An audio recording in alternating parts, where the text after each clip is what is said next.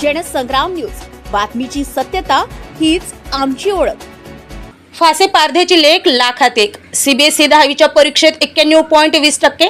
कमळ चिखलात फुलते आणि हिरा कोळशाच्या खदानीमध्ये सापडतो असं म्हटलं जाते।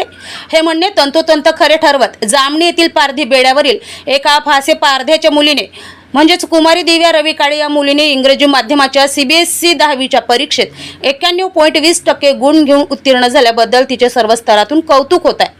फासे पारधी समाजात ही सावित्रीची लेख हिरकणी गवसली असून कुमारी दिव्या रवी काळे या पारधी समाजातील कन्येने सीबीएसई 10वीच्या परीक्षेत घवघवीत यश संपादन केलंय। जन्मापासून घरात 18 विश्व दारिद्र्य, गरिबी 5वीलाच पुजलेली जात फासे पारधी, जंगल कपारीत राहणे, जंगली जनावरांची शिकार करणे, मिळेल ते खाणे व आपला उदरनिर्वाह करणे ही दिनचर्या। त्यातच शासनाने शिकारीवर घातलेली बंदी उदरनिर्वाहाचे समाधानच नसल्यामुळे अवैध मोहाची दारू काढण्याचा व्यवसाय, पारधी बेड्यावर दारू पिण्यासाठी येणाऱ्या दारुड्यांची गर्दी व गोंधळ, त्यात पोलिसांचा ससेमिरा, प्रसंगी एक पाय जेलमध्ये टाकून अवैध मोहाची दारू गाडून आपला उदरनिर्वाह करणारा फासे पारधी समाज, या समाजातील बालके अजूनही शिक्षणाच्या प्रवाहापासून कोसो दूर।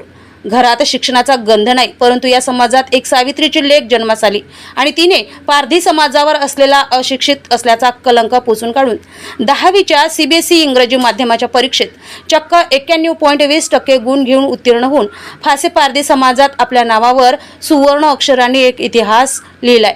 जामणी साखर कारखाना परिसरातील जंगल शेजारी राहणाऱ्या एका गरीब फासे पारधी समाजातील मुलीने सीबीएसई 10वीच्या परीक्षेत एक नवा इतिहास रचत या मुलीने जामणी पारधी बेडा ते एडाकिळी 10 किलोमीटरची दैनंदिन पायपीट करून हे यश संपादन केलंय। दिलीप पिंपळे, जनसंग्राम न्यूज, वर्धा।